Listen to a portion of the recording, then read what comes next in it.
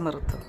स्वामी म्हणतात, मृत्यूनंतर जे जे काढून घेतले जाईल तो संसार असेल, पण मृत्यूनंतर जे तुमच्या चितेच्या ज्वालासोबत लपेटून जाईल किंवा येईल ते तुमचे सर्व कर्म असतं आणि मीच तुमच्यासोबत असेल, तेव्हा काळजी करू नका.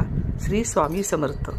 तसेच स्वामींचं म्हणणं आणखी असंही आहे की चमत्कार अगदी शेवटच्या क्षणाला सुद्धा होऊ शकतो.